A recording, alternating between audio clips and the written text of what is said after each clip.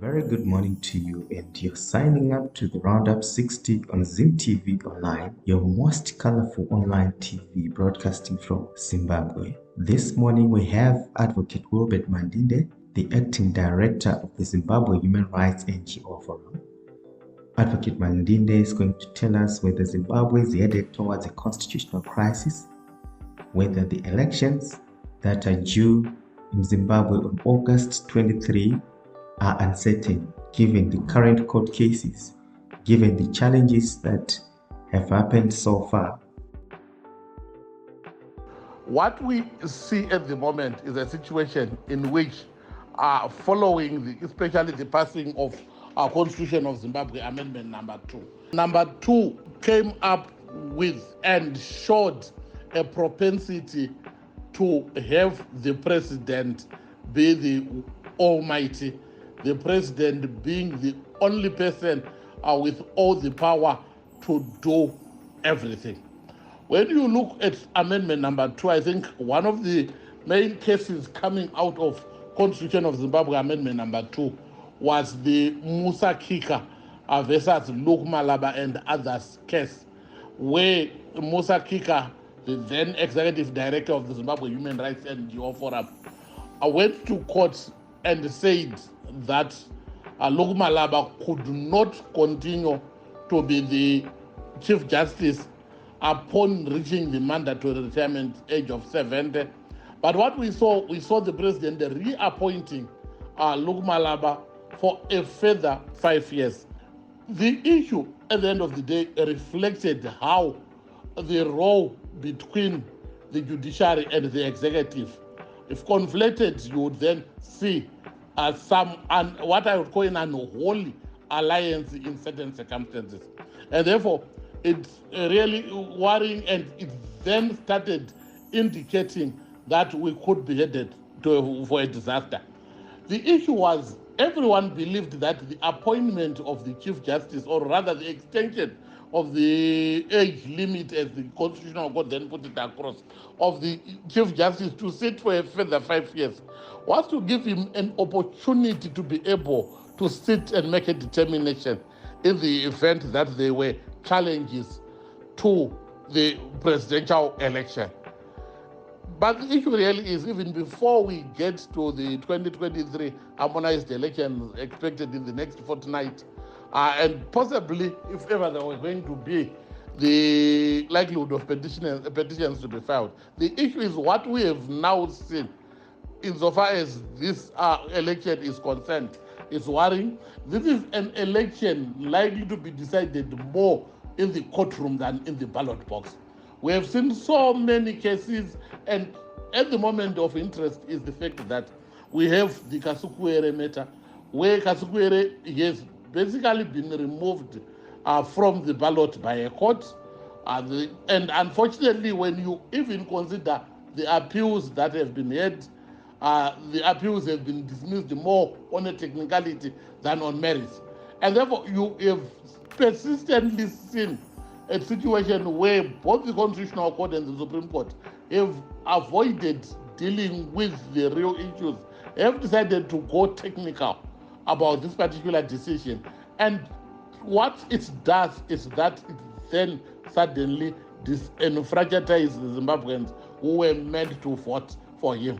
An election basically is a contest where people have to go and make a decision in a ballot box. But the decision certainly should not be a decision for the courtroom, especially when you are looking at the nature of the election that we are currently faced with. You end up really believing that indeed what we have is a situation in which the administration of justice is sort of compromised in favor of the executive, and it's worrying. Yes, we have seen certain decisions coming out. There have been theories to say these decisions at times are also taken considering the interests mainly of the ruling party. These are things which people say, and at times there are good reasons why people say so. Here and there, you can cast some aspersions regarding this particular issue or conclusion. But at the end of the day, the issue really is we have seen quite a lot of those particular issues. As we headed towards the election, There was the issue to do even with the cost of representing or filing. Not.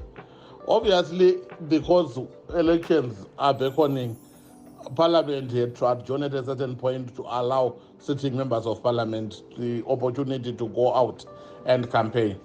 Having adjourned, uh, Parliament left the lawmaking process to other bodies, and what then it meant is we have now seen statutory instruments taking or replacing the lawmaking process. We have seen statutory instruments amending laws. We actually have seen statutory instruments amending the constitution.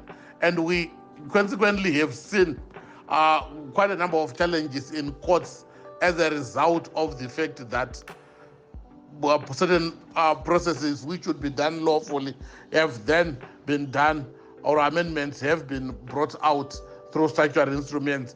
One such statutory instrument is Statutory Instrument 114 of 2023, which ideally attempted or has amended Constitution of Zimbabwe Amendment number 2 insofar as it deals with the composition of the metropolitan provincial councils, where it required that the councils should have 10 women who must be elected under a proportional representation system. But a statutory instrument then was brought in to benefit males who otherwise had not been provided for in terms of the amendment. This is something which is worrying. I think we are also aware of the case now involving Mr. Sefia Katsukwere, one of the presidential candidates who had filed these nomination papers, have had these papers now said to be withdrawn as a result of the court order which said so. But there's also gone to court to deal with the issue of the electoral ballots and says that ZEC cannot amend the electoral law through a statutory instrument. So it's those issues which are worrying at the moment, where we suddenly are doing things for expediency, we are doing things unconstitutionally, we are doing things illegally, and try to justify why we are using statutory instruments in circumstances in which ordinarily we cannot use statutory instruments. And that really gives credence to the conclusion that surely in this election we have a crisis, we have a constitutional crisis. We are not even sure whether we are headed towards a proper electoral process. We actually believe the electoral process is not a proper one. We do not believe that the elections will therefore be held in a proper electoral environment which the law requires. And certainly this is going to give problems in the future, where we are not sure whether the results will stand, whether the results will be nullified, and there is a likelihood that some people will probably end up taking advantage of whatever has been happening now to also challenge and seek nullification of any electoral result as a result of some of these unprocedural issues.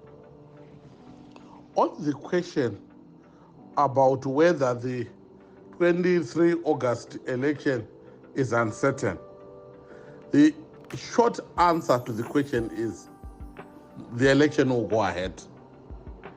I'm not sure what certainty you are looking for, but the election will go ahead. And I say so quoting what the chairperson of the Zimbabwe Electoral Commission, Justice Priscilla Chigumba, has previously said. She said nothing short of an earthquake can stop an electoral process once it has been proclaimed by the president. So I can assure you that on the 23rd of August, if we do not have an earthquake, then we will have elections in Zimbabwe. That is true. The elections will proceed. What is uncertain is the type of elections that we will have. Are we going to have free and fair elections? While at the moment we have reined in on a potential constitutional crisis, there are a number of other issues, a number of other questions which are pertinent at the moment. The issue of people being able to campaign freely. We are aware of the number of running battles that the opposition and in particular the Citizens Coalition for Change, have had to head regarding their banned rallies. We saw the allegedly leaked memorandum from the police saying that the CCC should not have its rallies banned. But in spite and despite that particular memo, we continued to see some of the rallies being banned. We saw in the police officers behaving in some funny ways during, like, for example, the Marondera rally, which, whilst it was allowed to proceed, we saw the use of the water cannons on some of the opposition supporters, something which really was very strange in those circumstances where they were not being violent, where people were simply walking towards the venue of the rally that they had. We have had issues to do with the state media. Access to the media by other political parties is something which has remained contentious. There are issues to do with the financing of campaigns, where we have seen that other political parties are awash with cash, and whilst other political parties really are struggling. But look, at the end of the day, we cannot begrudge those that have the resources. In other countries, we are aware that people limit what it is that they can put in terms of electoral finance funds. But here, it looks like another political party has actually gone bottomless. It has all the resources that it needs, but obviously there have been issues and cases of the confliction between the state and the party, where it is believed that some of the state resources have been used to fund political party activity. We have seen it being difficult to access for the opposition certain institutions, ZEC being one. We saw before the electoral process even started, people were receiving messages said to be coming from the president, which were a reflection of the fact that someone had accessed the voters' roll, which clearly showed where one is, and actually gave out details including mobile phone numbers. Hence, they were able to send those messages to people's WhatsApp groups. It's quite a lot of things which then would make one question the certainty of the type of election that we are likely to have. And it is not very far-fetched to conclude that the elections will be disputed, that there will be allegations that the elections were not free and fair.